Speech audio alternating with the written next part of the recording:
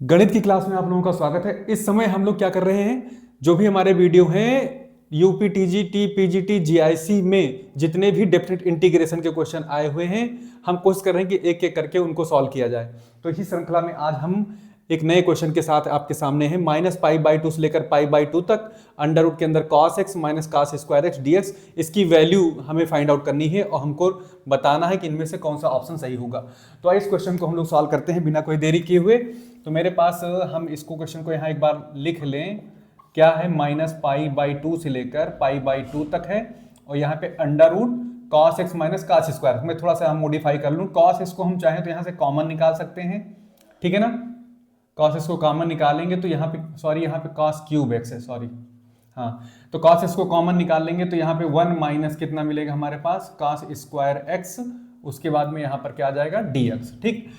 अब आगे थोड़ा बढ़ा लेते हैं तो -π/2 से लेकर π/2 तक लिमिट हो जाएगी और अंडर रूट के अंदर क्या क्या है ये ध्यान दीजिए। cos x into 1 minus cos square x हमको पता है क्या होता है, साइन स्क्वायर एक्स होता है, ठीक है। अब ये साइन स्क्वायर एक्स को बाहर निकालेंगे तो क्या मिलेगा, ये ध्यान देना हमको।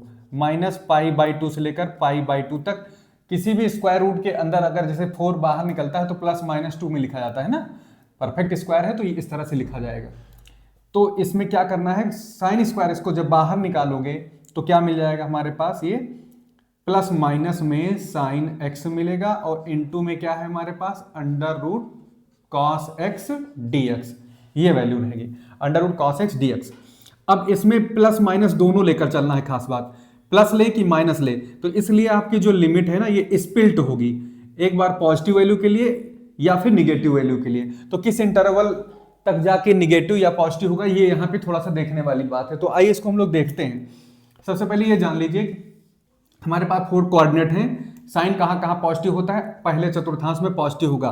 तो ये देखिए यहाँ पर आपका, अगर हम उल्टा एंगल मेजरमेंट करते हैं, मतलब कि अगर हम इधर को चलते हैं इस साइड को, यानी कि घड़ी के विपरीत दिशा में एंटी क्लॉकवाइज, तो हम लोग एंगल को क्या मानते हैं, पॉजिटिव, ठीक है। जब हम घड़ी के विपरीत दिशा में चलते हैं तो एंगल को हम लोग क्या मानते हैं, निगेटिव मानते हैं। इतना दिमाग में रखना है।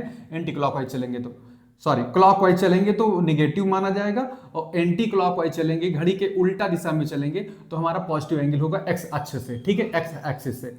तो काम शुरू करते हैं। तो -90 का मीनिंग यही है, आप इस 270 जब इधर चलोगे तो 270 मिलेगा, ये 90 है, ये आपका 180 है, ये हमारा क्या है 270। लेकिन इसका उल्टा समझिए तो ये यहाँ पे -90 का काम करेगा। ये -90 से अगर इधर को चलोगे ऐसे करके तो ये मेरा -90 हो गया, ठीक।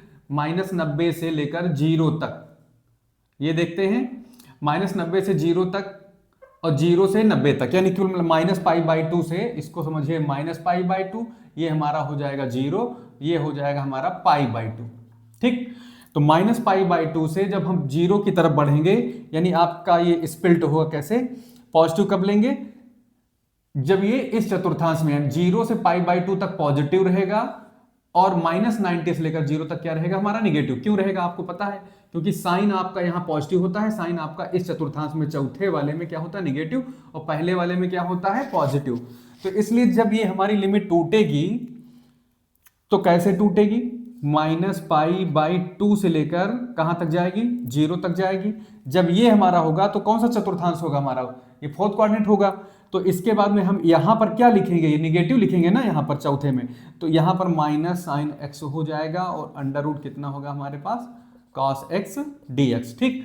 और प्लस इसके आगे 0 से अपर लिमिट π/2 है तो 0 से लेकर कहां तक, π/2 तक, और यहां पर मेरे पास क्या होगा, यहां पर मेरा प्लस हो जाएगा, तो प्लस साइन x और अंडर रूट कितना हो जाएगा यहाँ पर, cos x dx। ये हमारा स्प्लिट होकर इस तरह से एक्सपेंड हो जाएगा। अब आगे इसको सॉल्व करना है, अब तो कुछ बचा नहीं सवाल में, ये सीधा सीधा आप cos x को t मानोगे तो sin x dx की वैल्यू क्या आ जाएगी, dt। तो यहां पर भी काम करेंगे, यहां पर भी काम करेंगे, पर लिमिट अलग अलग करनी है।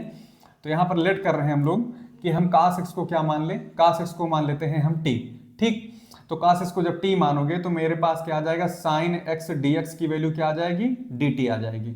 तो यहां तो माइनस साइन एक्स dx की जगह पर dt प्लेस हो जाएगा, कोई प्रॉब्लम नहीं है। तो मैं इसकी लिमिट कैसे लिखूंगा ये समझिए, रिप्लेस करिए, x की जगह पर -π/2 रखिए यहाँ पर, तो cos 90 की वैल्यू क्या होती है, 0 होती है, -π/2 पर भी 0 होगी, तो ये तो मेरी वैल्यू हो जाएगी 0, ओके। मतलब यहाँ पे क्या हो जाएगा, काश लोअर लिमिट रखिए -π/2 x की जगह पर, तो t हमारा क्या हो जाएगा 0, और जब 0 रखेंगे तो 1 बनेगा हमारा। तो लिमिट भी चेंज कर लीजिए इसमें रख के। उसके बाद में क्या करना है, -sin x dx की जगह पर क्या आ जाएगा, dt आ जाएगा, और यहाँ पे अंडर रूट के अंदर क्या आ जाएगा हमारे पास, t आ जाएगा। अंडर रूट t को हम लिख सकते हैं क्या, 1/2। ठीक, उसके बाद में थोड़ा आगे बढ़ते हैं, प्लस करके ये वाली लिमिट के बारे में सोचते हैं। एक बात 0 रखोगे तो आपको पता है यही प्रकाश की जगह पर x की जगह पर 0 रखोगे तो 1 मिल जाएगा, तो ये लिमिट हो जाएगी लोअर वाली, 0 के रिस्पेक्ट में 1 आएगा, और π/2 के रिस्पेक्ट में क्या आ जाएगा हमारा, जब हम π/2 रखेंगे तो कितना आएगा भाई, इसकी लिमिट कितनी आएगी, π/2 रखने पर काश में भी π/2 रखा जाएगा, काश x की वैल्यू, काश 90 की वैल्यू क्या हो जाएगी 0, यही तो होगी, 0 से 1, 1 से 0। तो यहां पर लिमिट क्या आएगी हमारी, t की पावर में फिर से वही 1/2 dt। लेकिन खास बात यह है कि यहां मेरे पास माइनस नहीं है, यहां पर हमारे पास प्लस है। ठीक है, तो हमारा माइनस उधर शिफ्ट होगा तो माइनस dt हो जाएगा, तो हमारा साइन यहां पर समझिए कि यहां पर क्या आएगा, माइनस आ जाएगा। तो अब आगे बढ़ा लेते हैं इस क्वेश्चन को, t की पावर 1/2 का इंटीग्रेशन क्या होगा, 3/2 और 2/3। अब इसकी लिमिट यहाँ 0 से कहाँ तक है, 1 तक है, प्लस करिए, प्लस क्या है, अब ये हो जाएगा हमारा क्या, माइनस, माइनस हो गया, 1 से 0 तक इसकी भी अगर काम करेंगे तो यही आएगा, 2/3 रहेगा, और t पर कितना हो जाएगा 3/2। ठीक है, और लिमिट क्या आएगी 1 से लेकर 0 तक।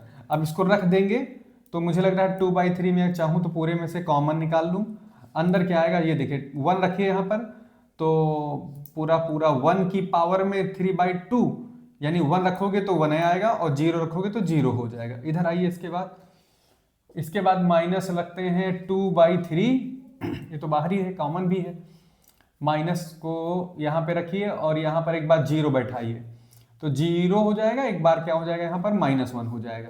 तो उसके बाद में इसको जब सिंप्लीफाई करने चलेंगे हम लोग तो क्या आएगा 2/3, और अंदर देखिए जरा यहाँ पे 1 है और ये माइनस माइनस प्लस 1 हो जाएगा, तो कुल मिला के 2 × 2/3 यानी कि 4/3। तो हमारा ऑप्शन कौन सा है, ए वाला है, ए इज राइट ऑप्शन। तो 4/3 इसका आंसर होगा।